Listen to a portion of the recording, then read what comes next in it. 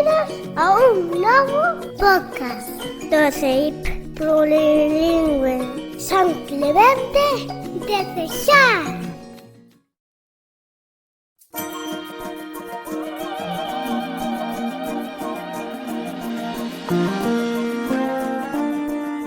Hoxe, nun novo podcast de Radio Clementina, imos falar dos prexuicios lingüísticos.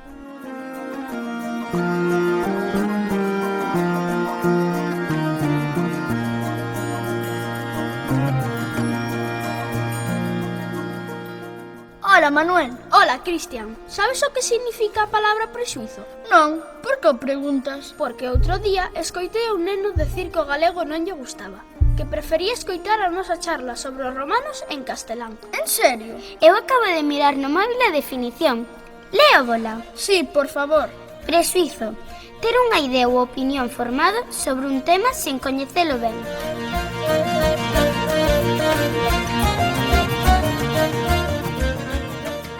Ás veces temos opinión sobre as distintas linguas que non están baseadas na realidade. Estes son prexuizos lingüísticos. É importante evitalos. Hola, eu soy nuevo en la escuela. Estoy aprendiendo la español.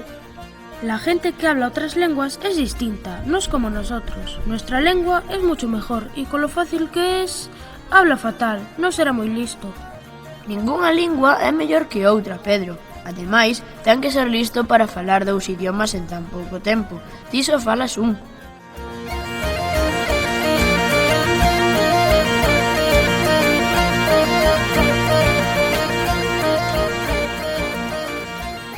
A veces comparamos as linguas e pensamos que as que teñen un certo orixe ou maior número de falantes son máis útiles. Que mágoa que a tua nai sexa alemana. O portugués é máis útil e fala máis xente. O alemán tamén é útil. Expreso os meus sentimentos e as miñas ideas e comunícome coa miña familia. Máis útil, imposible. Todas as linguas son útiles, serven para comunicarnos e aportannos riqueza, porque cada unha ten palabras e conceptos propios. Cantas máis falemos, mellor.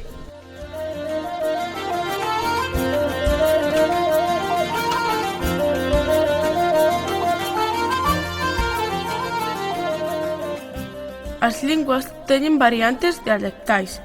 Segundo a zona de Galicia na que nos atopemos, temos geada ou seseo. É un prexuicio pensar que a xente que fala deste xeito está o facendo mal. Profe, xa acabín o exame. Onte á noite fun jardar con meu pai as galiñas e dentro do galiñeiro había unha gata parida. Non se di gato nin galiña, dice gato e galiña. Tampouco se di cheguín nin acabín. Iago, dice cheguei e acabei. As variantes dialectais do galego apórtannos riqueza cultural. Iago, Aria, nunca deixedes de falar así.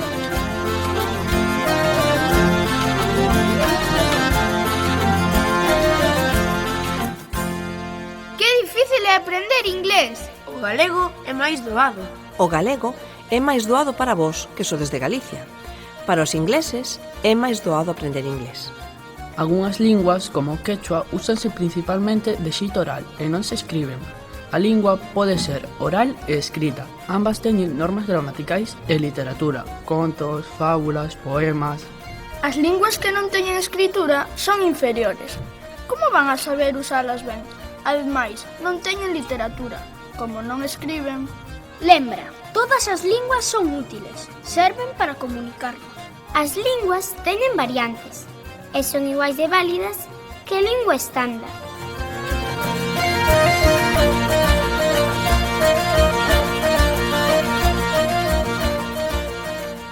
Todos son importantes e útiles. Non importa o número de falantes que teñan. Non debemos discriminar a ninguén pola súa lingua.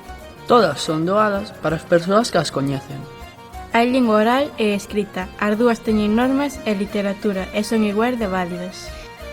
Neste mes das letras, queremos que recordedes que ninguén é máis ou menos pola lingua que fala.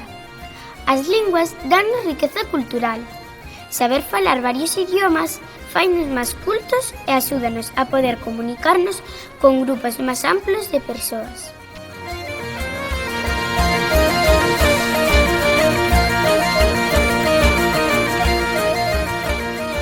tamén nos axuda a aprender novos idiomas con máis facilidade. No noso caso, as linguas románicas, como o portugués, o catalán ou o francés. Ata aquí un novo podcast de Radio Clementina. A túa radio na túa escola.